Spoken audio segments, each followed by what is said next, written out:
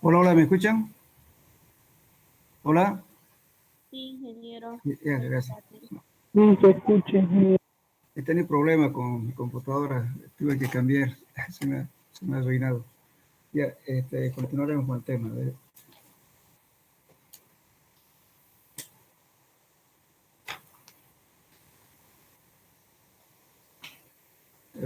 Por favor, me dicen dónde quedamos. Que...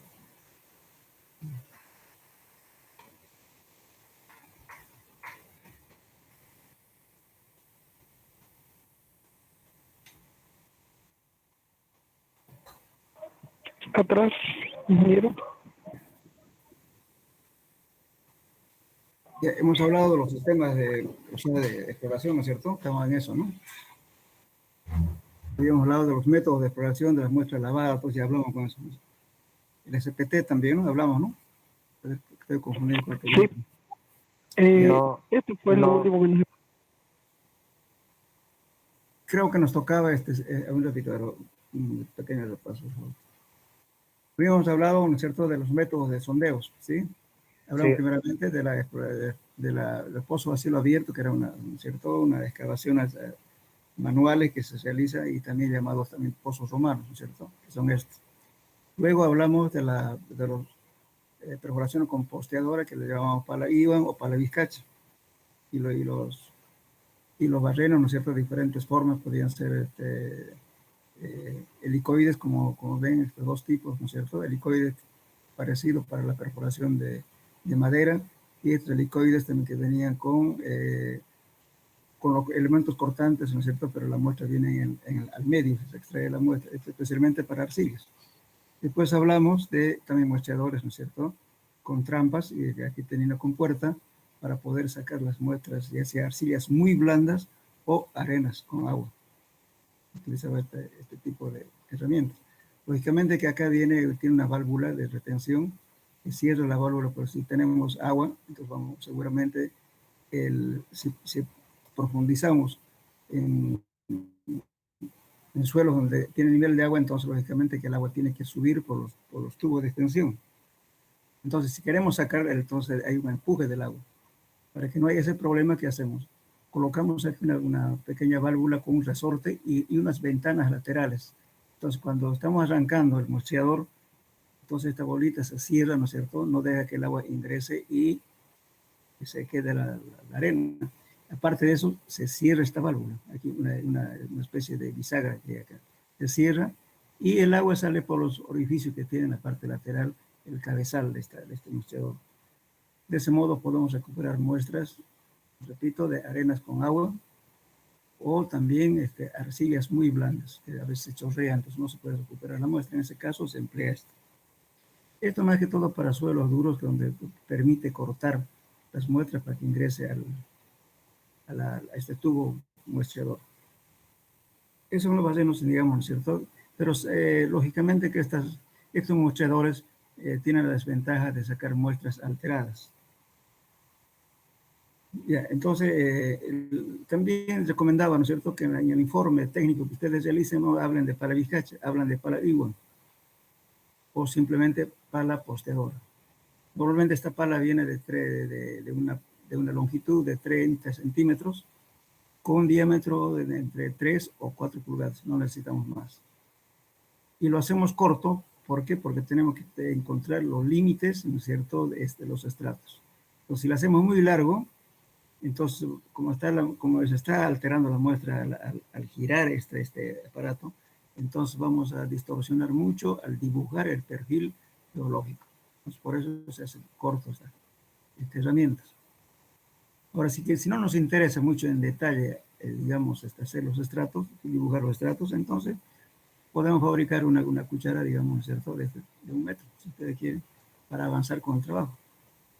Pero si queremos dibujar, hay que hacer lo más corto posible. Igualmente esta herramienta de acá también. Bien, después habíamos hablado de los muestreos, ¿no es cierto?, del SPT. Hablamos también de eso, ¿no es cierto?, que el SPT quiere decir Standard Penetration Tester.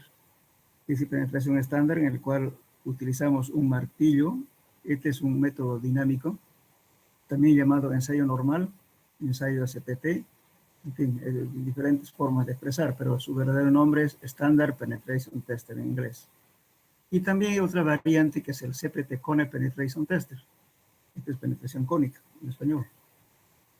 Bueno, la diferencia de estos dos métodos es qué cosa. Aquí estoy usando un martillo que me aplica una energía en caída libre y tengo un muestrador llamado la cuchara de Terzaghi, que es esta.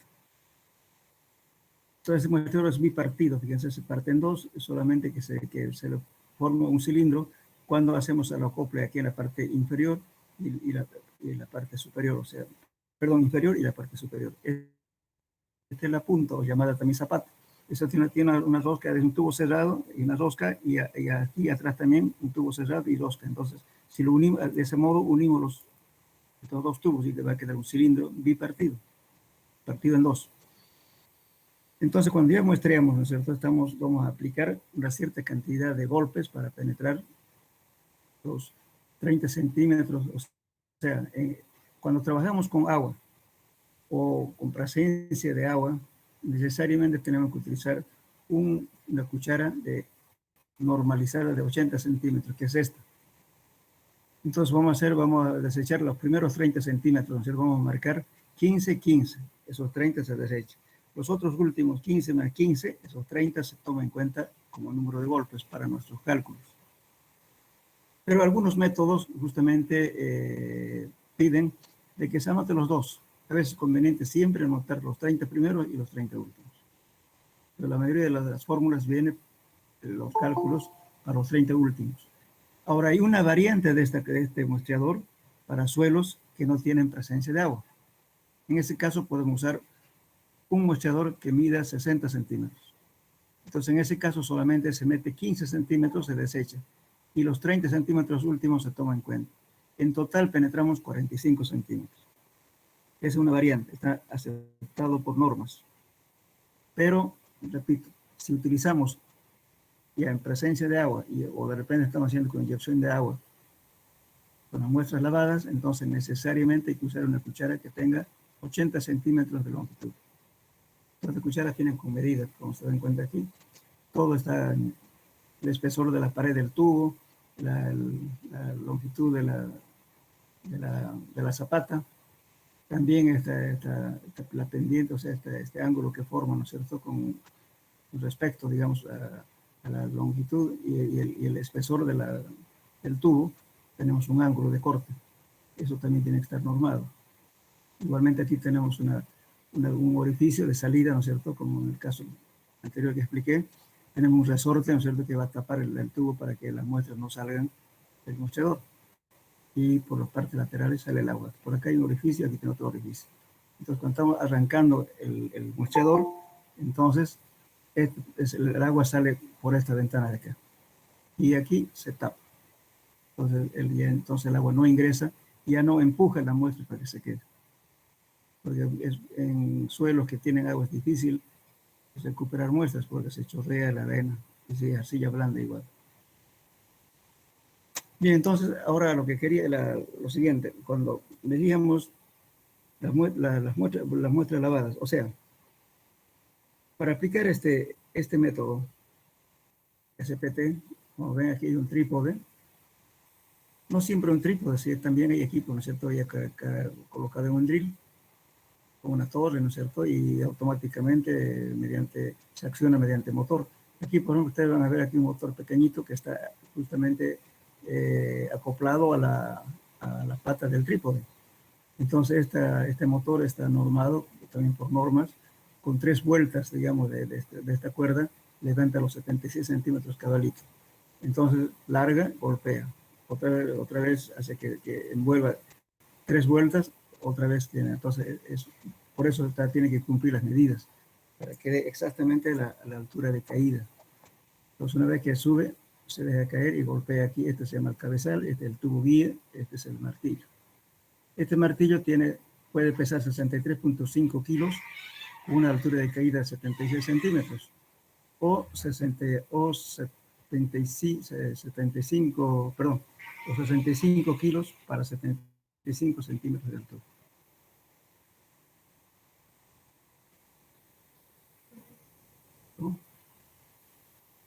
No se entiende.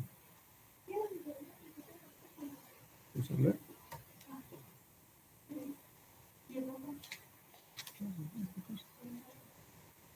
Perdón, Redito, por favor. ¿Qué quieres decir?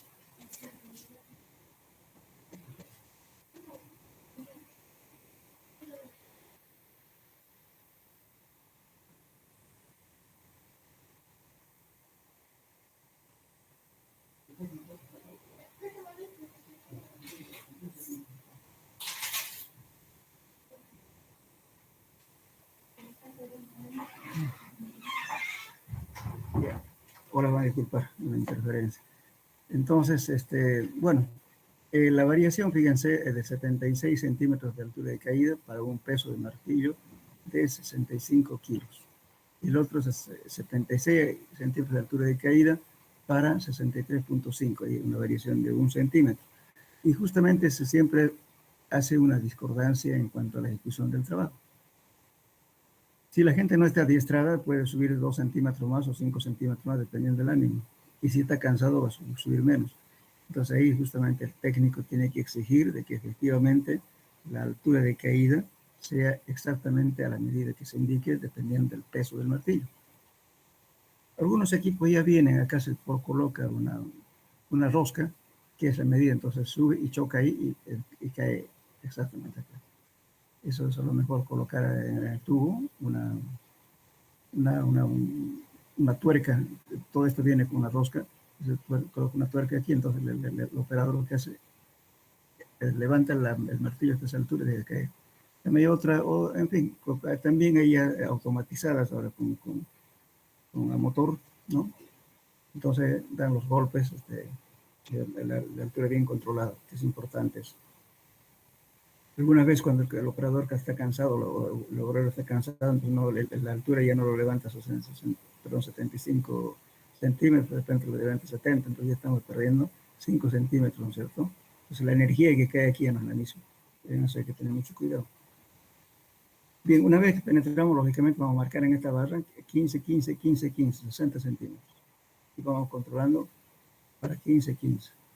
Entonces se toma en cuenta los 15 últimos, perdón, los 30 últimos y los 30 primeros se desechan.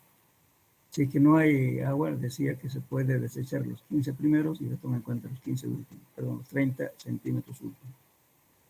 Y luego, lógicamente, aquí, fíjense, ya se está muestreando aquí en detalle, porque abre la cuchara y va a determinar hasta dónde está la variación del suelo. Y toma la muestra y dice hasta la altura de otra muestra. En este muestrador de repente sale 2 o 3 tipos de muestra. A veces hay estratos lenticulares que son de 5 o 6 centímetros, también hay que anotarlos, que son lentes. De una cierta característica de material.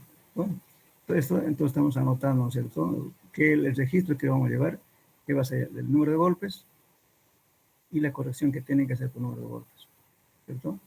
Y el tipo de suelo. Con eso van a entrar unas fórmulas para determinar la tensión admisible y otros valores que es necesario para el cálculo de fundaciones.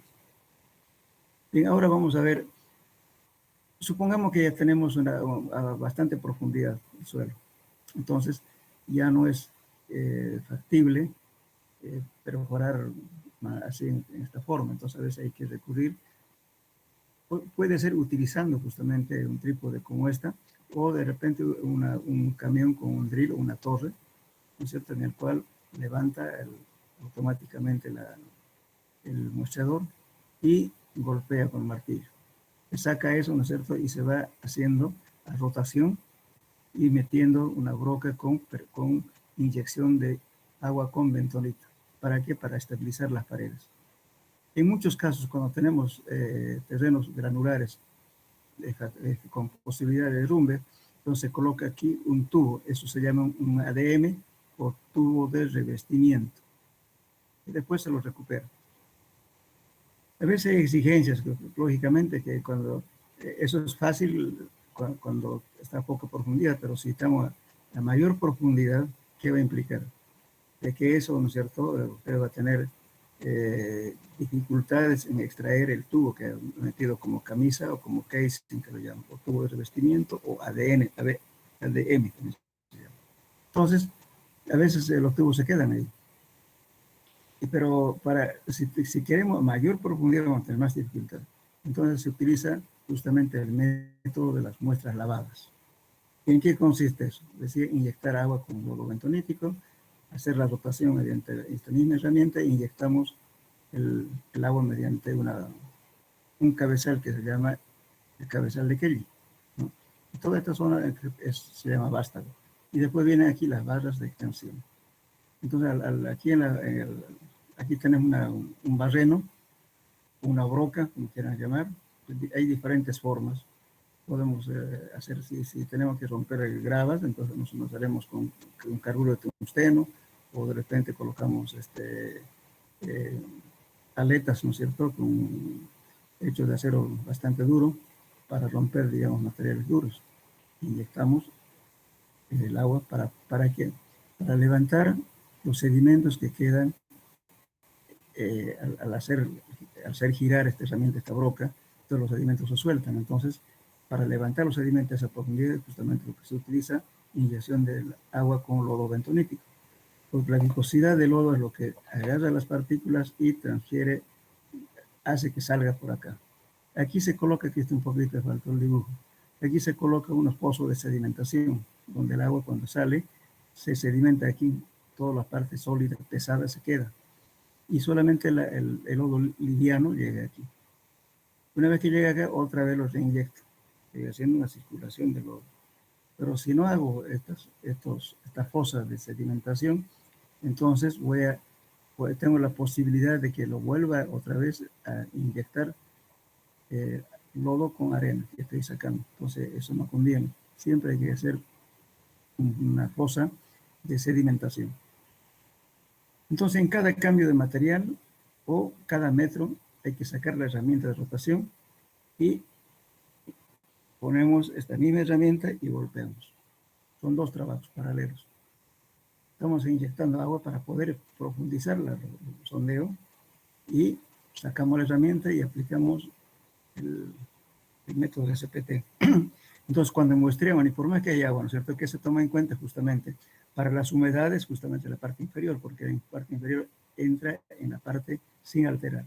Entonces, eso es válido porque no está contaminado con lodo. Lo demás ya está contaminado con lodo. Entonces, hay que traer siempre las muestras del muestrador o llamado también penetrómetro. De ahí se recupera la muestra, que no está alterado con lodo. Porque estamos metiendo el golpe en terreno virgen.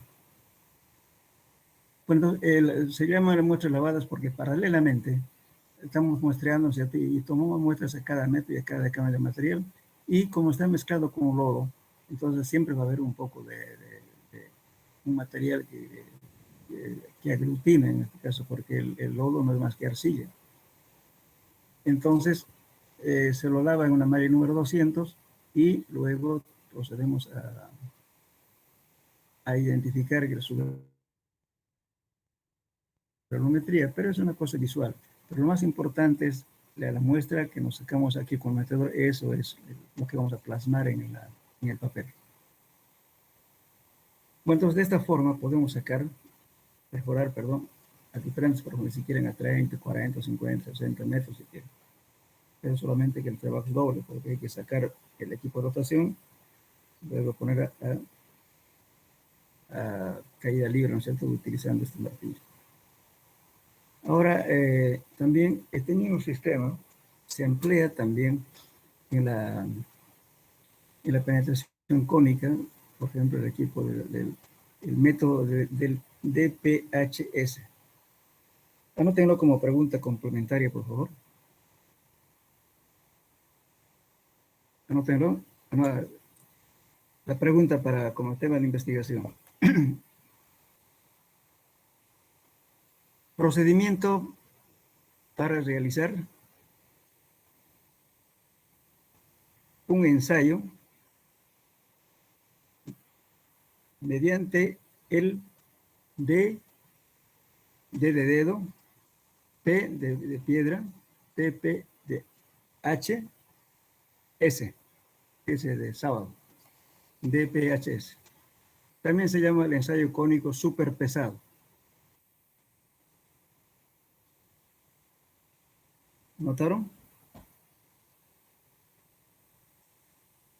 Hola. ¿Puede repetirlo una vez más, ingeniero, por favor? Se llama ¿Puede el repetir, ensayo de ingeniero, por penetración, favor? el ensayo de penetración cónica súper pesado. En siglas es DPHS.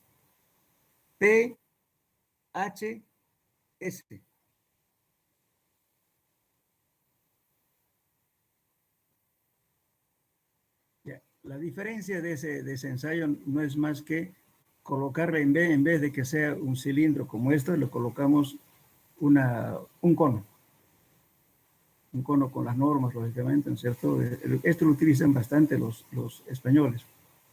Aquí varios piden que se haga ese ensayo paralelo, porque hay que ir golpeando esto en forma continua. Se va golpeando en forma continua, vamos a obtener una curva, ¿no es cierto? Penetración versus profundidad. Entonces podemos determinar las tensiones en cada instante. Claro, si queremos obtener muestras, paralelamente tenemos que hacer otro pozo para sacar las muestras a los niveles que estamos golpeando. Porque con el cono no se sacan muestras. Entonces, se utiliza en algunos casos, ¿no es cierto? El DPHS como tiene que usar, los golpes son continuos, ya no como el ensayo de SPT, cada metro o cada cambio de material. En este caso es continuo. De esa forma obtenemos una curva mediante, o sea, profundidad versus resistencia, o sea, la cantidad de golpes. Y lógicamente las medidas ya no son 15-15, son otra medida. Entonces, cuando vean el método, ya van a ver que van a tener otras medidas, digamos, para anotar. Pero se usa la misma, el mismo martillo, el mismo cono, el mismo varillaje, todo, inclusive el trípode. Es el más usual, para mí me resulta mucho mejor, mucho varias veces que trabajo, y que le da paralelamente, usted va sacando muestras y lo va clasificando y compara los dos métodos si quiere, el SPT y el DPHS. Pero, ¿cuál es la diferencia de hacer la penetración cónica? Resulta que en la penetración cónica tenemos que encontrar el número del N para el método cónico, convertirlo al valor que corresponde al número N del SPT. Ahora, con ese número del SPT de 100, procedemos a utilizar los ábacos, las fórmulas, que sé yo. Entonces aquí el valor justamente de la penetración cónica lo va a encontrar, va a obtener un valor, pero lo va a convertir en el equivalente del SPT, el número de golpes del SPT. Con eso ya hace el cálculo. Entonces, complementación es justamente esto que vamos a hablar, ¿no?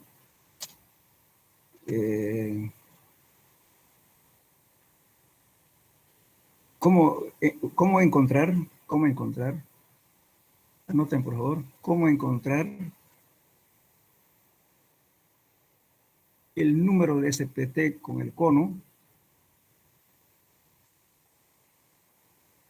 equivalente al número de golpes de SPT.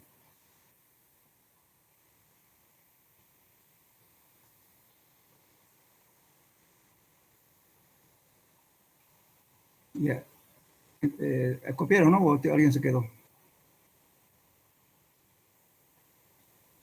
¿Puede Hola. volver, por favor, ingeniero? ¿Quiere que les repita? Ya. Encontrar el número de golpes, o sea, el número de golpes obtenidos con el cono a su equivalente al número de golpes del SPT.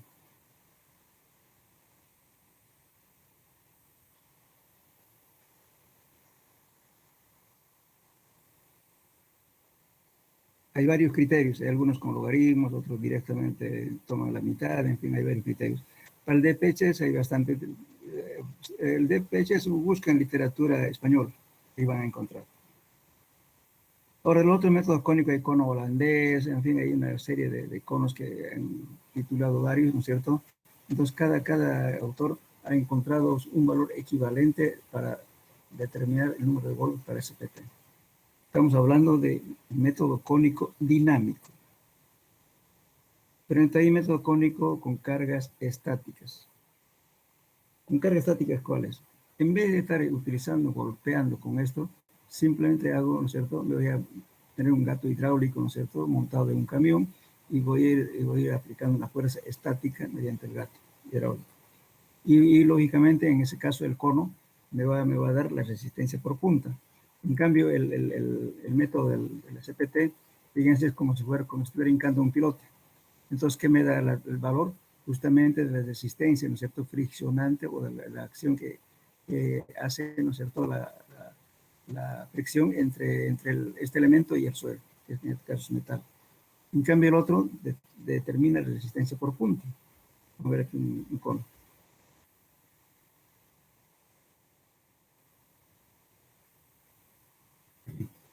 Fíjense, este es un cono. Hay diferentes conos, el cono holandés, que son con un ángulo de 60 grados, este es de 60 grados, también otros de ángulos variables. Cada autor ha nombrado ha hecho su cono y también sus diferentes ensayos y saca sus fórmulas y sus relaciones, ¿no es cierto? Que, digamos, tanto el número de golpes vale esto.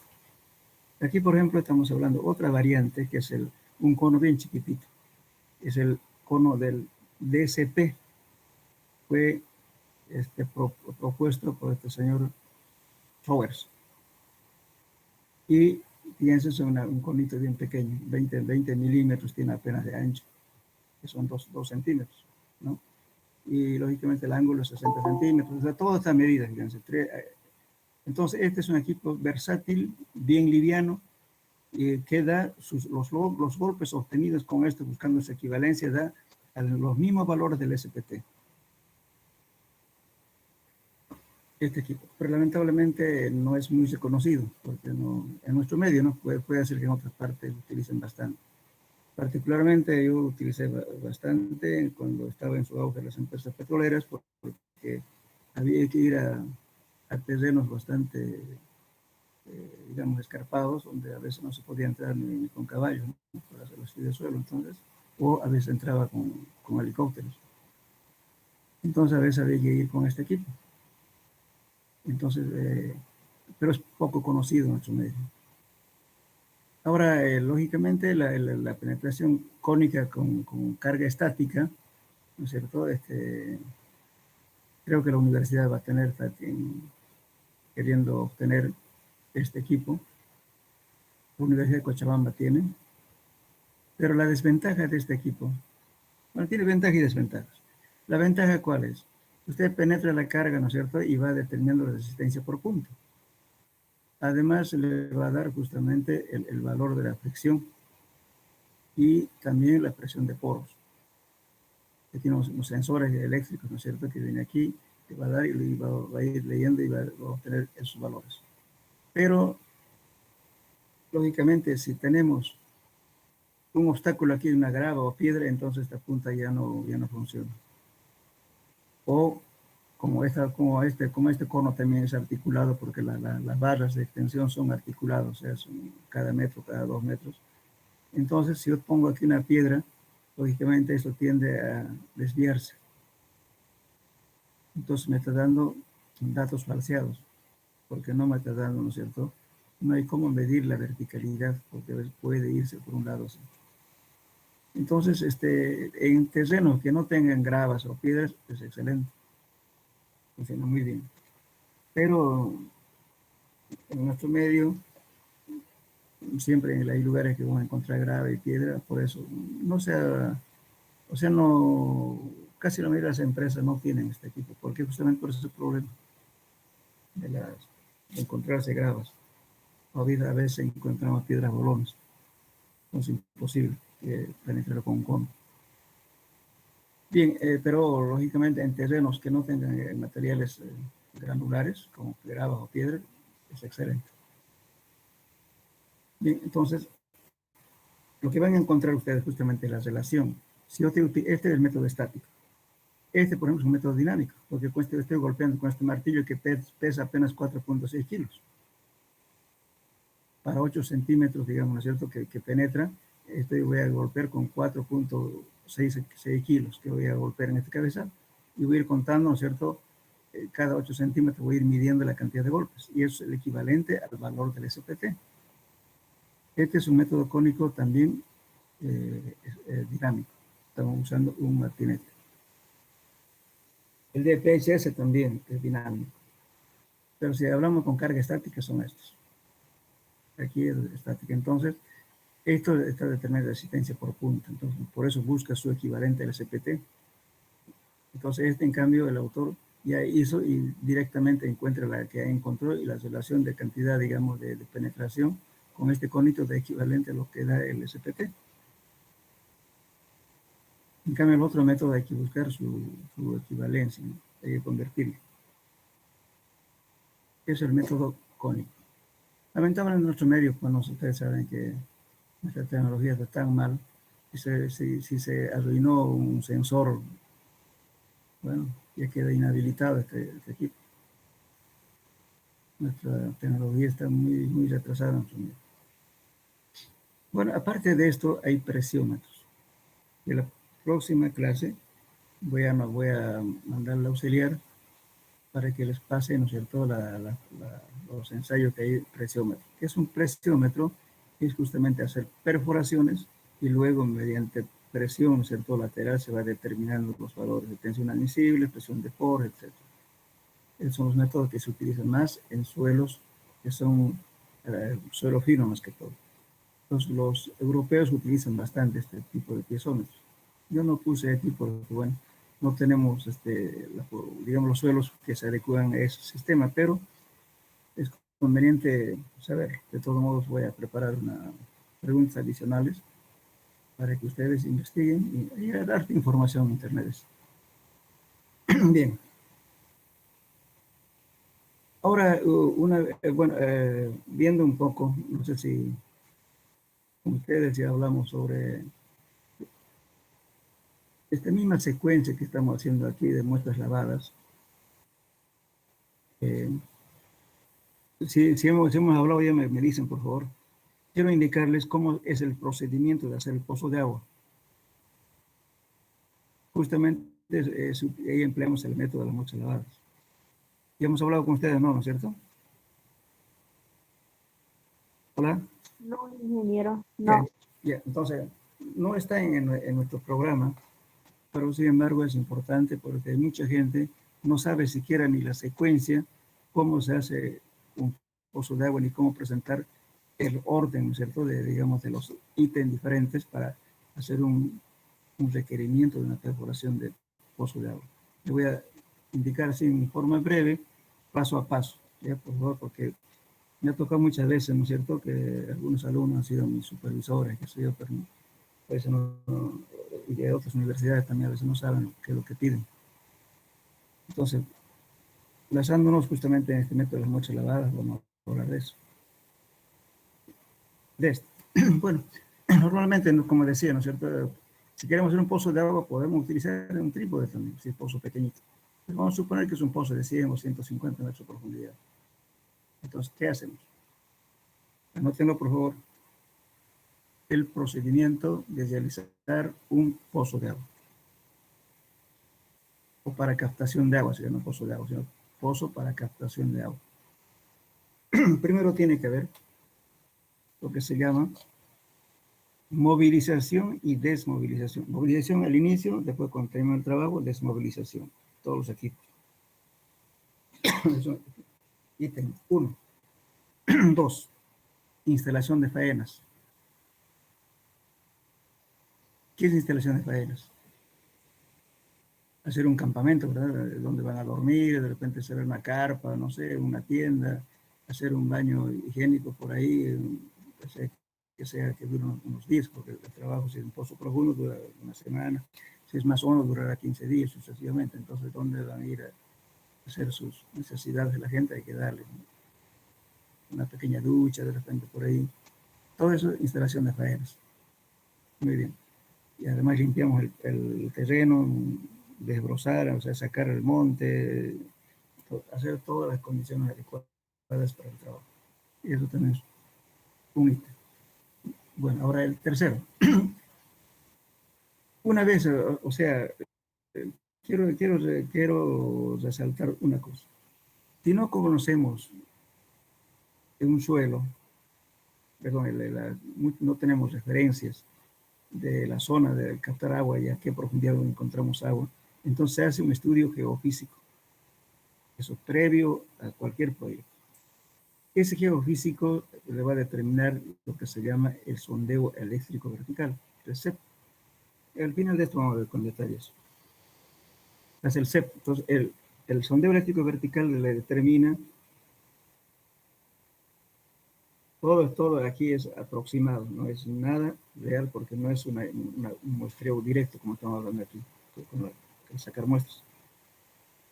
En cambio, el método geofísico es indirecto. Entonces, se clavan ciertos trozos, después vamos a hablar en detalle, solamente aquí geofísica. La geofísica le va a decir, bueno, aquí es el punto más adecuado para hacer pozo de agua, porque hay posibilidad de agua a tales profundidades.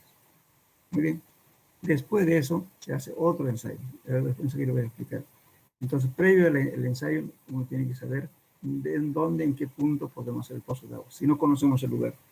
Si vemos que hay abundancia de agua, entonces, bueno, hacemos en cualquier parte donde encontrar agua. Pero hay lugares que no.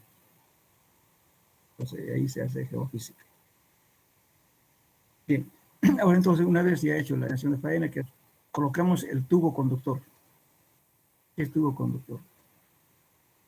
Antes de hacer el pozo, colocamos un tubo, ¿no es cierto?, circular, de revestimiento metálico, el cual va, lógicamente eso también es un ítem, porque resulta que hay que colocar una plancha establecida, ¿no es cierto?, hecho con un tubo.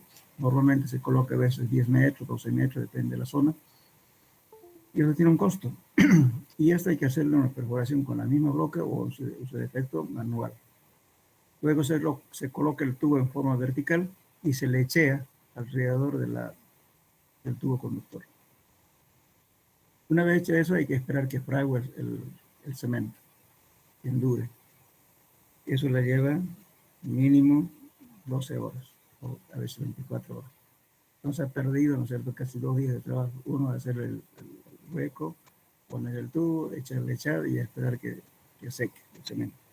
Entonces, la gente no está sin comer, hay que darle alimentación, jornales, todo eso. Y entonces tiene un ítem, el tubo conductor. Bien, después de eso, de haber hecho eso, entonces 100, colocamos el equipo y empezamos a perforar. Entonces ahí ese ítem se llama perforación del pozo piloto o pozo de estudio. Entonces generalmente ese pozo va a tener 6 o 7 pulgadas de diámetro. Y ahí justamente se hace lo que se llama muestras lavadas. Es decir, aquí está el técnico o el ingeniero haciendo permanentemente los muestreos y supongamos que sea un camión grande, ¿no? Entonces el camión, el perforador le va a ir indicando, ¿no es cierto?, más o menos los cambios que ocurren, porque se evidencia eso cuando, por el movimiento, por la velocidad de penetración, etcétera. Entonces el operador tiene que estar totalmente atento y darle la señal al ingeniero para que marque dónde hay una variación de estrato. Entonces el ingeniero a boca de pozo está sacando muestras de acá y le está colocando en forma secuencial, muestra 1, 2, 3 sucesivamente. Entonces estamos verificando qué tipo de materia estamos viendo acá. Entonces eso después, ya cuando ya terminemos el pozo piloto, entonces estas muestras nos van a servir para diseñar el pozo. Ya, entonces, repito, entonces las muestras lavadas va a ser para eso, obtención de muestras, luego lo voy a lavar en una mallita, número 200, y voy a sacar toda la arcilla que tiene y voy a tener qué tipo de arena tengo ahí. Estoy buscando un equilibrio.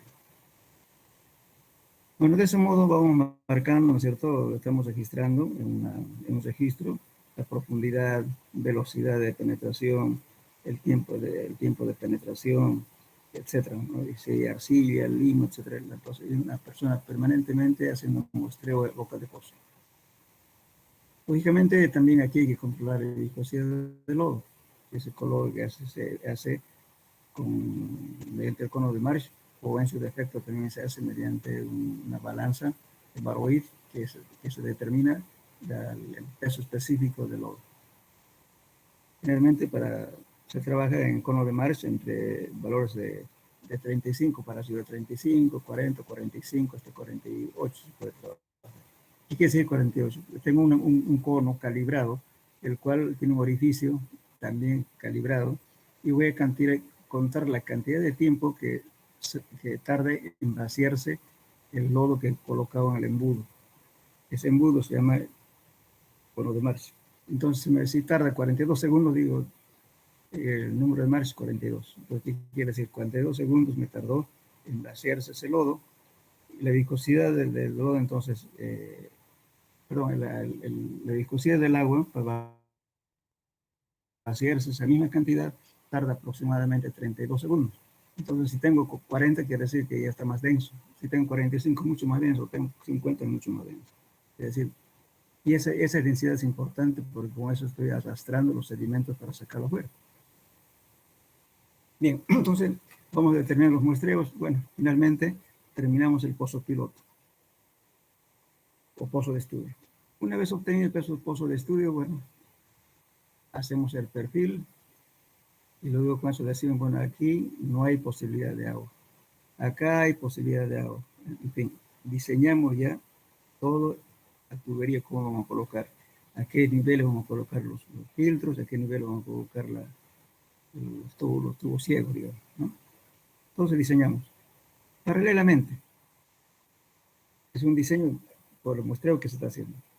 Pero para dar más certeza, si estamos trabajando con pozos bastante grandes para una población grande, entonces hacemos lo que se llama el perfilaje eléctrico. El perfilaje eléctrico, ¿qué es en realidad?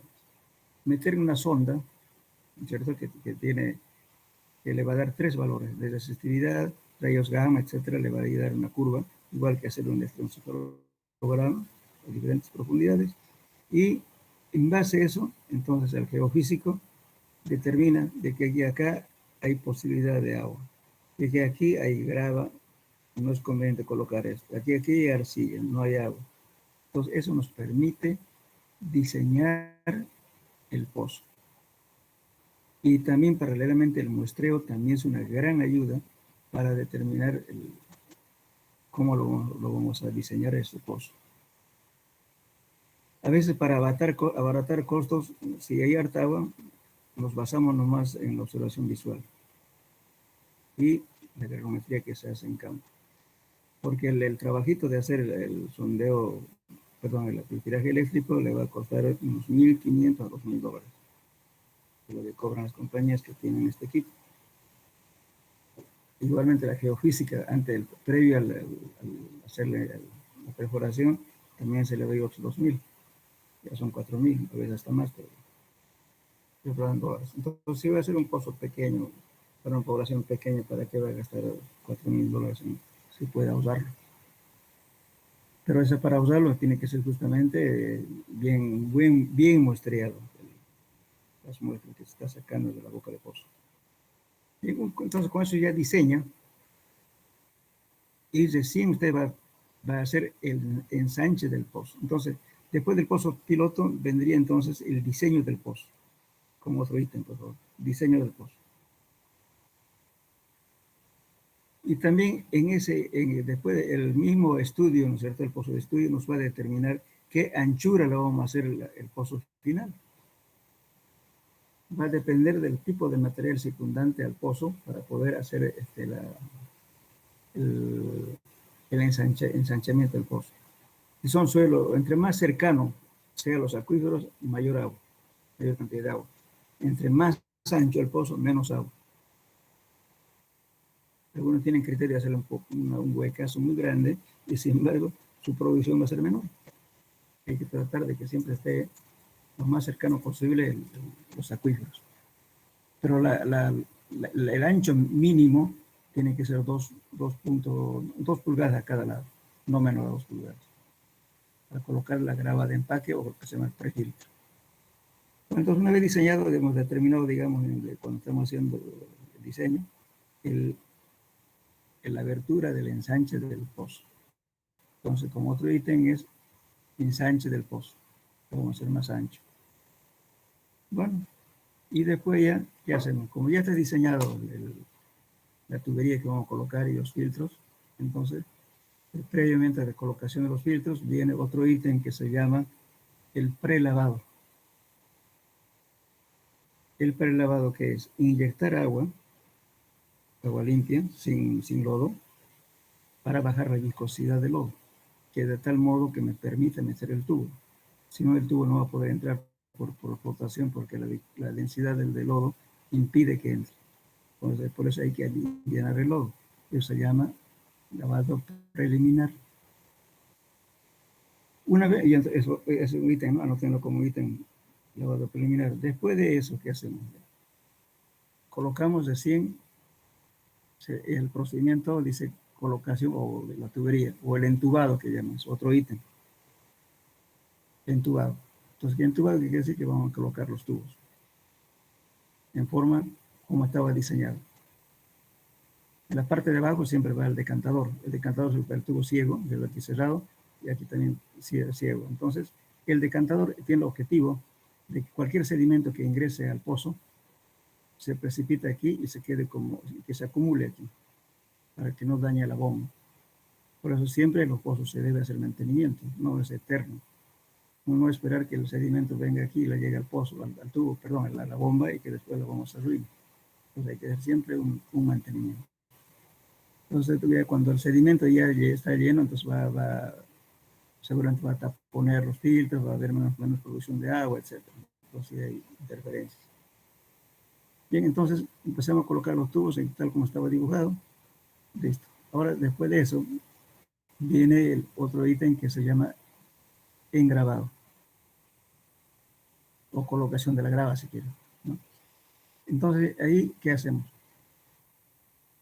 Colocamos un tubo al lado del tubo del pozo, y mediante otra tubería estamos echándole la grava graduada, que es el prefiltro o grava graduada, como quieran. Otros llaman grava graduada, otros llaman prefiltro. Es una grava adecuada para impedir que las partículas pasen hacia el filtro y que entre sedimentos al pozo. Es objetivo. Entonces, mediante un tubo engravador, va echando la grava alrededor del tubo, poco a poco.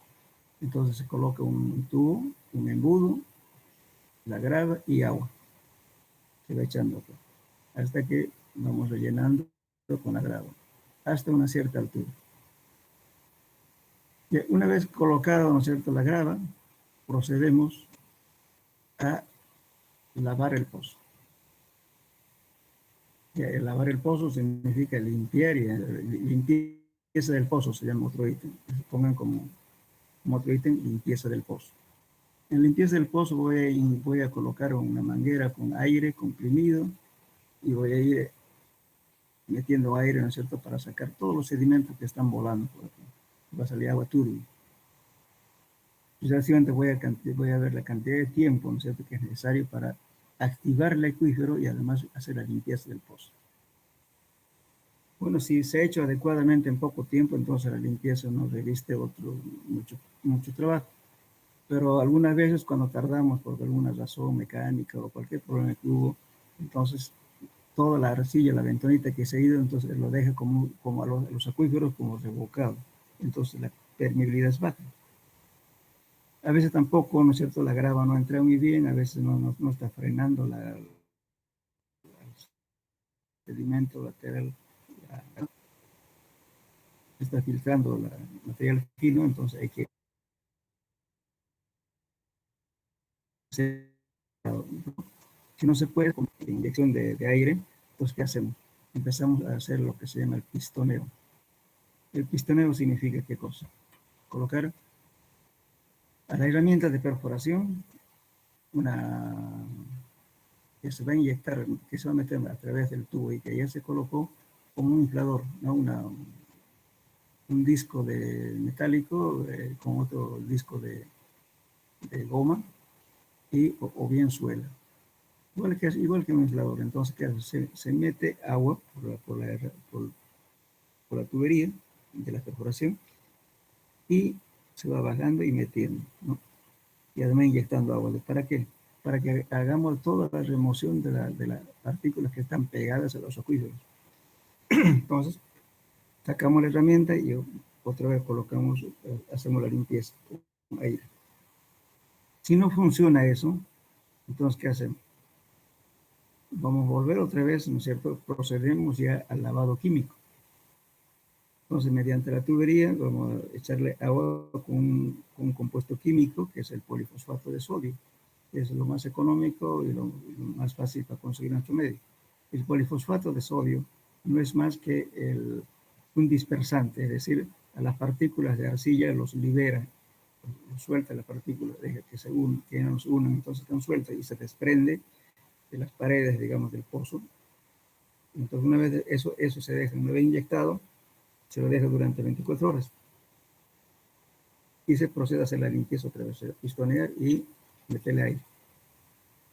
Bueno, si no se accionó el pozo, no ha sido posible lograr lo que esperamos, ¿no es cierto? Que funcionen los acuíferos, ¿qué hacemos?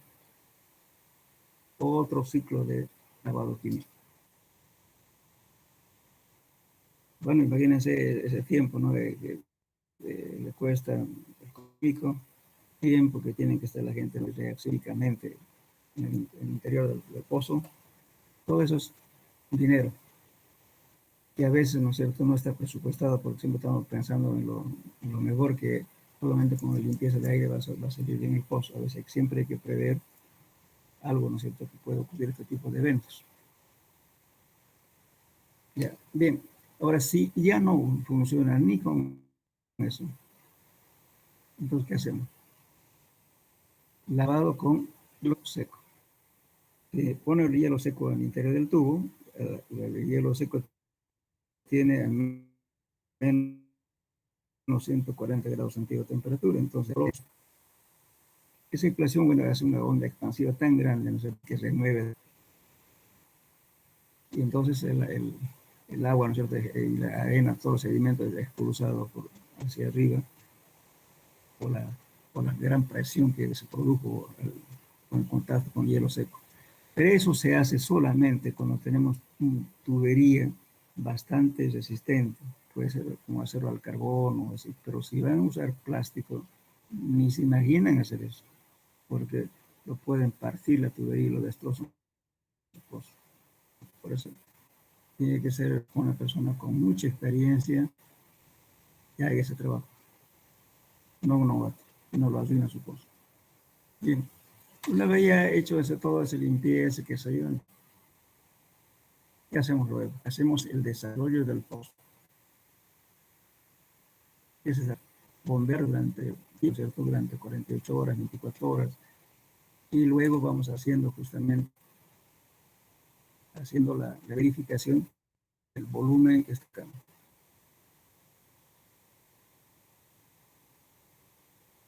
Metiendo bomba, ponemos una profundidad inicial. Sí, los niveles bajando. Entonces, esos datos que vamos a obtener, ¿cierto?, con la prueba de bombeo, nos va a permitir determinar justamente el costo del litro de agua que vamos a vender. Entre más profundo la colocación de la bomba, mayor cantidad, digamos, de potencia de la bomba, mayor cantidad de energía, y por tanto es mayor. Pues mucho depende, o sea, de los acuíferos que existen. Si la bomba están colocadas más cerca de la superficie, mucho más económico. Pues con eso así colocamos el precio, la tarifa. Decimos, bueno, señor, el agua para producir tal cosa no va a costar tanto. No es por eso, a veces digo yo, cuando hacen un presupuesto, muchos consultores le dicen a tal profundidad la bomba, va a producir tanto volumen de agua. Es medio absurdo porque no lo podemos saber así. La única forma de saber es cuando terminamos el pozo y estamos haciendo la prueba de bomba. Ahí recién vamos a ver. Igual que en los pozos petroleros, ¿verdad? Los pozos petroleros, ¿qué hacen? hacen el pozo a veces 2.000, 3.000, 4.000 metros. Ya, y cuando recién cuantifican realmente, cuando colocan la bomba y empiezan a bombearse, así se sabe la producción. Que no es un valor estimativo, que se puede equivocar. Por eso hay muchos pozos, ¿no es cierto?, en la área petrolera, ¿no es cierto?, que se pierden, que prefieren taparlo y no producir porque es inviable. Igual es el agua. Va a vender el agua, de repente va a salir más caro que otra cosa, de repente le conviene traer en cisternas de otra parte. Bien, eso sería entonces, después de haber hecho ese procedimiento, ¿no es cierto?, me olvidé decirles, me salté, después de hacer, digamos, todo el lavado, todo demás, sí hacemos todavía un ítem que queda que se llama sello sanitario. El sello sanitario consiste en colocar un material impermeable. Generalmente utilizan lechada de cemento, pero yo no estoy de acuerdo con eso. Porque la lechada de cemento no se pega al tubo. El sello sanitario tiene el objetivo de impedir que las aguas superficiales arrastren contaminantes hacia el pozo. Lo mejor es colocar la arcilla. Entonces la arcilla un poco seca, mejor todavía. Hay que esperar que se humedezca y se hinche y se pegue al tubo. Entonces aquí tiene un sello que no deja pasar agua. Por tanto, cualquier agua contaminada por la lluvia, por cualquier otra cosa, ¿no es cierto?, entonces ya no entra esa impureza hacia el interior del tubo, del pozo. Y por tanto, tenemos garantizado la sanidad del pozo. Una vez realizado eso, ya recién colocamos aquí un bloque en el borde y final de hormigón, y finalmente está terminado el pozo. Después ya colocarán la bomba, todo lo demás, ya es cuestiones ya eléctricas, pero el procedimiento es eso. No sé si está claro, alguna duda.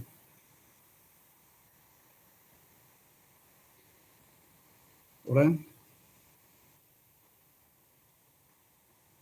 Hola, hola. Se escucha, ingeniero. Ah, ya. ¿Se entendió alguna pregunta, algo al respecto? ¿Se entendió, ingeniero?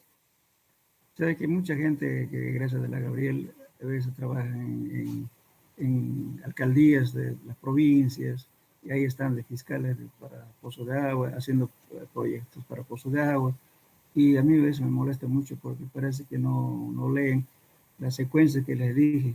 Por ejemplo, como primer punto ponen, por decir, en grabado. Como segundo punto ponen filtros, no pueden, tienen que ser en orden.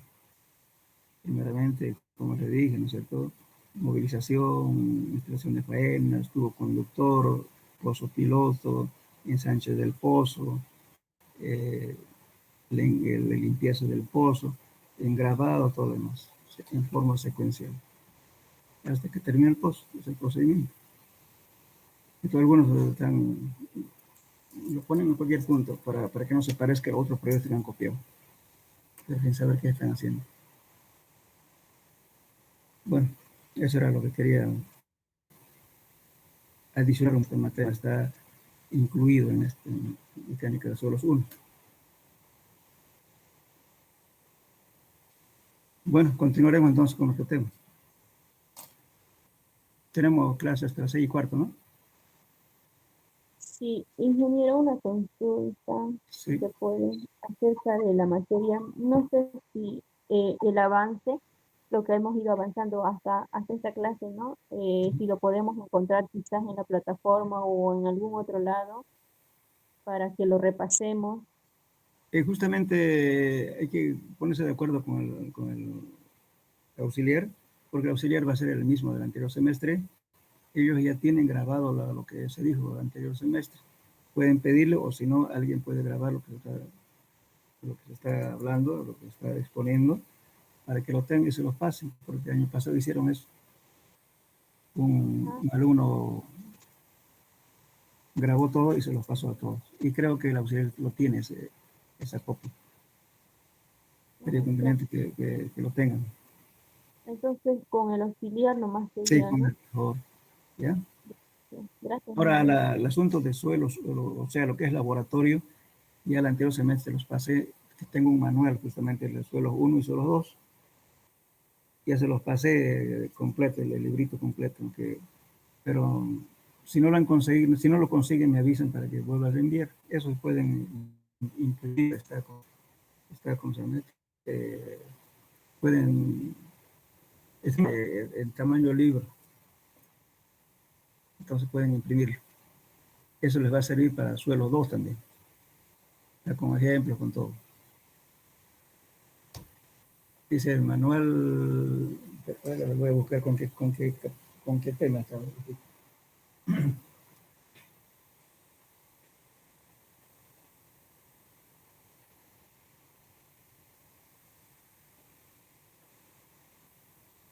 Está con nombre de manual de laboratorios, el manual de laboratorios en ingeniería civil, está con nombre, Rey Pérez Chavarría. Lo tienen del anterior semestre sus compañeros, de los 1 y los 2. Si no consiguen, me avisan, por favor, ¿ya? Bien. Sí, ingeniero. Gracias.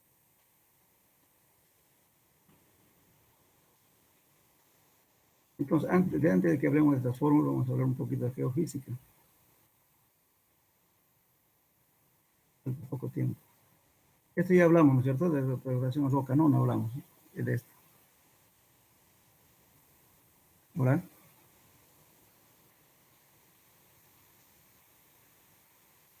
Bueno, cuando se trata, digamos, ¿no es cierto?, de los métodos de perforación en roca, podemos utilizar los diferentes sistemas de rotación, utilizando diferentes tipos de herramientas, como en este caso, por ejemplo, podemos utilizar una broca que son también conocidos como tricono. Este tricono o trépano, llamado así, viene para diferentes formaciones, formación blanda, media y dura. Cuando es dura, viene con adherido el carburo de tungsteno. Entonces, lógicamente es más caro. Aquí vienen unas bolas, en vez de ser así como tipo aleta acá, vienen unas pequeñas bolas aquí. ¿Cuál es la finalidad de esto? En realidad, de desintegrar toda la piedra o bloques que se encuentran ahí. Entonces, lógicamente, estos son unos rodillos que al girar y con la presión que ejerce el equipo, entonces empieza a desgastar, esto lo rompe, esto lo muele en realidad, no salen piedras completas, sino todas totalmente desintegradas. Lógicamente que en suelos casi rara vez se utiliza esto, pero a veces cuando tenemos una capa, digamos, de poco espesor, podemos usar trépanos.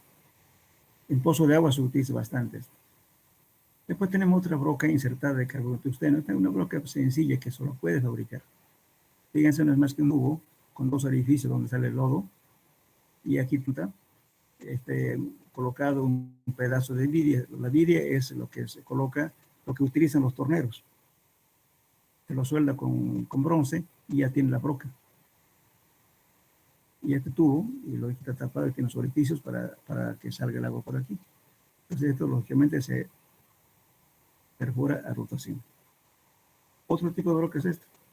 Toda esta parte viene justamente con carburo de tungsteno, y aquí también lo mismo, lo que comúnmente conocemos como vidia.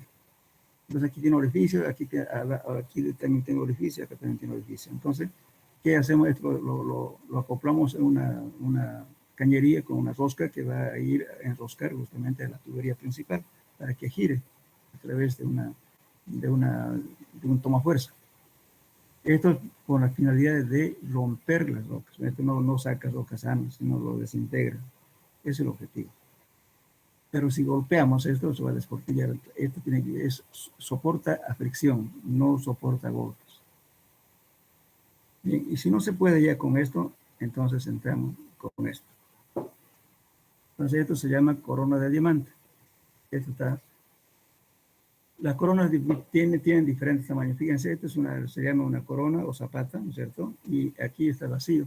Entonces, ¿qué hace? Por fricción, corta estos diamantes, ¿no es cierto?, a la roca y va la muestra yendo por aquí. Entonces se saca la muestra y se va colocando en cajas como estas, en forma secuencial. Entonces, estas muestras que se obtienen, en términos, digamos, de mecánica del suelo, se llama cores. Los saco cores que lo voy formando, ¿no es cierto? Me permite dibujar eso, fíjense, en forma real, porque estoy colocando, supongamos, desde aquí acá, luego otra vez de aquí a acá, sucesivamente. Entonces, si yo quiero trazar el perfil litológico de esta formación ya en laboratorio, donde sea, voy a tener una idea cabal de cómo está formado este suelo, con esa formación rocosa. ¿Cierto? Aquí, pues, fíjense, la roca casi está sana, en cambio aquí está desintegrada. Entonces, voy a obtener justamente la idea cabal de cómo está nuestro macizo rocoso. Lógicamente que las rocas igualmente varían, ¿no es cierto? La calidad de los diamantes varía en base a la calidad de la roca. Si tengo una roca dura, voy a tener que meter una corona de diamante impregnada con un diamante de alto quilataje. Y si tengo roca blanda como arenisca o lupitas, simplemente es una broca que voy a cortar con carbón de tungsteno. Fíjense otra forma de broca.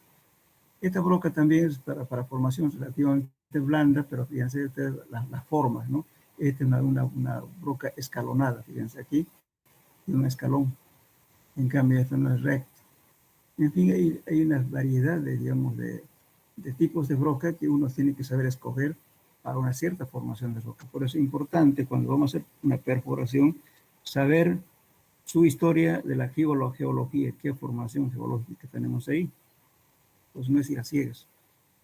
¿Por qué digo eso? Porque mucha gente ha fracasado con esto, porque las rocas cuestan caros y resulta que cobran, por así decirlo, para que tengan idea. El diámetro de las brocas está en función de la exigencia que hace el contratante. Hay brocas que se llaman NQ, que son, BQ, que son las más pequeñas, tienen aproximadamente 3.6 centímetros. Después los otros que son en la broca NQ, que tiene aproximadamente 6, sucesivamente. Después NH, en fin, va variando el diámetro.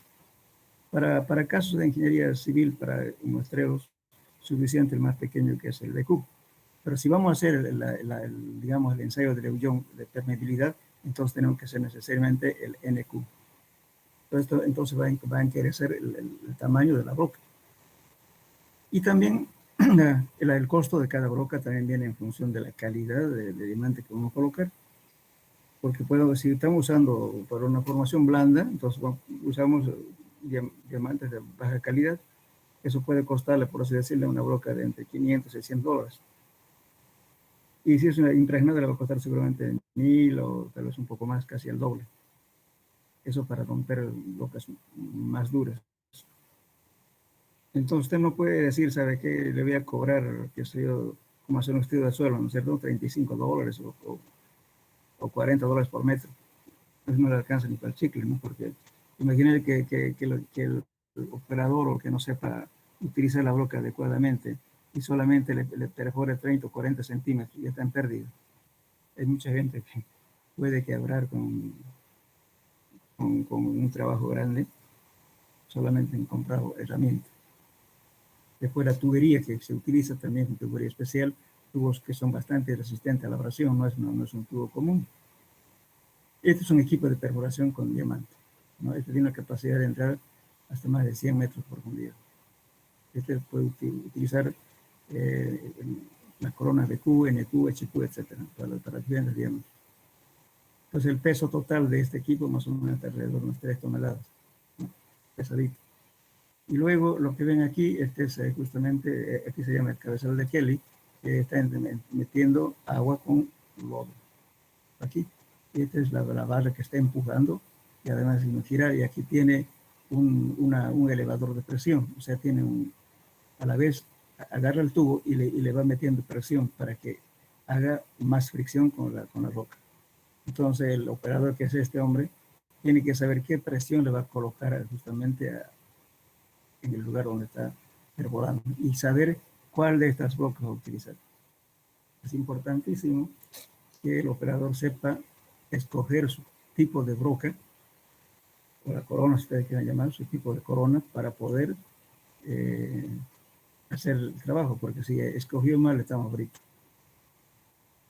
Vamos a perder plata. Ingeniero, ¿Sí? pero el tipo de corona se escoge según el tipo de suelo que tengamos también, yo creo, ¿no? Claro, claro, por eso le digo, hay mucha gente a ciegas, ¿sabe qué hace? Dice, le voy a comentar a ver cómo, en la próxima clase vamos a continuar con más detalle, pero simplemente le voy a hacer un pequeño comentario que le pasó a un muchacho, a un joven. Y ha egresado ya hace bastante tiempo, parece, pero era muy adicto a ganar plata, así nomás, no es así. Y se adjudicó un trabajo en La Paz.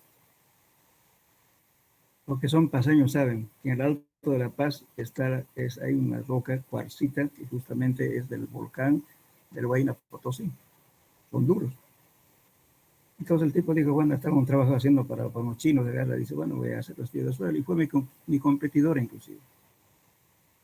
Bueno, yo mandé mi precio y no me aceptaron y el tipo lo ganó. Y le digo, bueno, ¿cuándo vos ganaste la cosa? Pero si no tienes equipo. No, me dijo, ingeniero, eso es fácil. Bueno, al tiempo me parece, ¿sabe qué, ingeniero? Me dice, resulta que allá es duro, me dice, es pura piedra y durísimo. Y no pude entrar con el CPT común.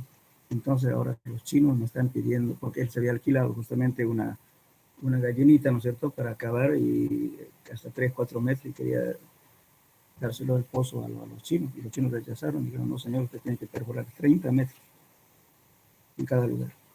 Eran varios pozos. Entonces el tipo que yo cobraba cerca de $35, creo que era, y perforar ahí el metro le costaba cerca de $320 más o menos por metro. Entonces su costo no le alcanzaba ni siquiera para comprarse una boca. Entonces andó un problema serio porque a mí me pedía que se lo haga. Yo siempre dije, no puedo perder porque esa broca no cubro ni siquiera el costo de la broca. Y ya tenía un problema serio de demanda. Eso porque justamente nada cuesta informarse previamente a un trabajo, saber más o menos qué formación geológica hay. En Bolivia tenemos un mapa que se llama de CERMIT. Ese mapa geológico a nivel nacional hecho el Instituto de Geología Nacional de Bolivia. Hay planitos que le pueden dar una aproximación, o por lo menos ir al lugar y hacer conocer con un geólogo qué formación geológica hay ahí. Los vamos a determinar. Entonces, en base a eso, usted pone su precio. Ahora sí, después la aja, o como son como lutita, o limolita, o lo que sea, eso es blando, pues eso usted puede hacerle como la mitad del precio, como que lo cobró, pero cuando lo que dura es otro el cantar. Peor todavía si son bolones. Porque si son bolones o piedras sueltas, hay que meter doble revestimiento. Se mete una camisa hasta la profundidad indicada, luego por medio de la camisa se mete la broca ya con corona para cortar y sacar las muestras que son reales. Entonces se saca la muestra, otra vez se mete la camisa, ¿no es cierto?, hasta donde avanzó esta broca, y luego otra vez se mete esta broca para seguir abajo.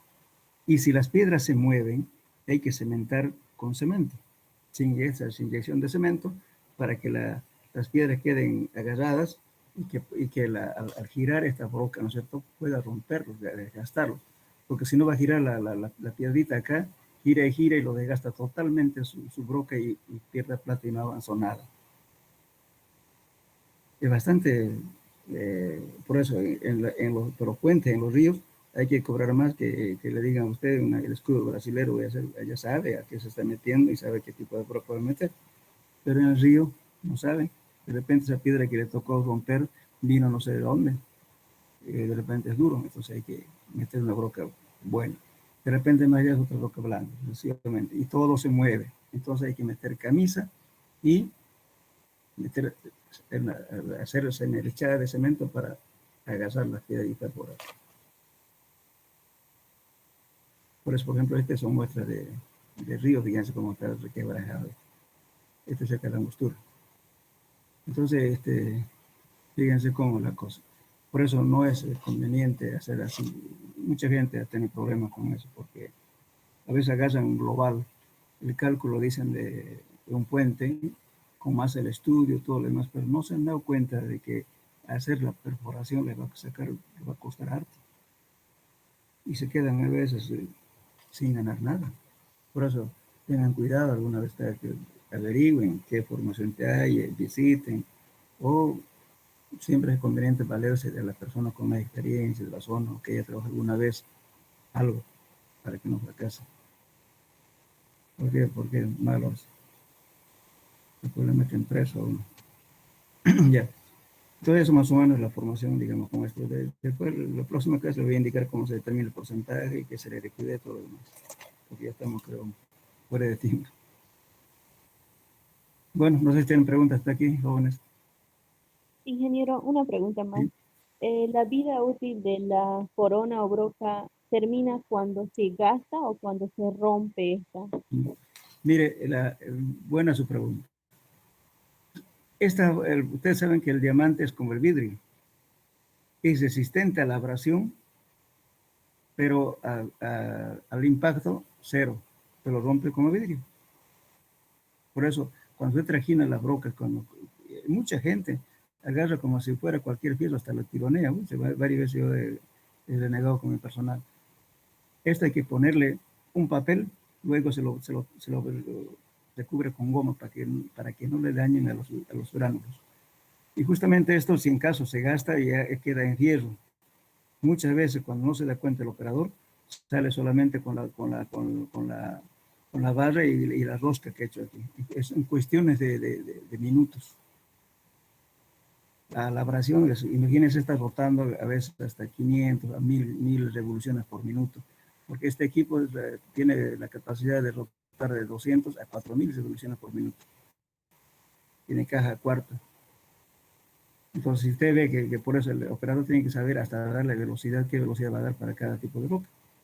Es muy importante este hombre que quiere ganar plata. Búsquese una persona que sepa, no un novato. Entonces ellos saben, dicen, no, aquí vamos a cambiar esto. Ya saben, hasta por el tipo de movimiento que hacen, dicen, no, eso broca no me está sirviendo, lo sacan, cambian otro. Pero tiene que ser un tipo que conozca. Yo tengo bastante problemas, por ejemplo, yo tengo un operador, a veces me hago traer de La Paz un tipo que lo contrato cuando son trabajos grandecitos, ¿sí? Pero cuando son trabajos pequeños, agarro un operador local, ¿no? Ese es el tema, hay que tener cuidado. Entonces la broca no es eterna. Le digo, por ejemplo, si utilizan mal la broca, ¿no es cierto?, que no es la adecuada, puede usted en un metro terminar 4 o 5 brocas. Por suerte, los fabricantes le dicen, para rocas abrasivas, utilice la serie número tanto, le están indicando el tipo de broca que le están ofreciendo. Una dureza de tanto, de tanto, de tanto.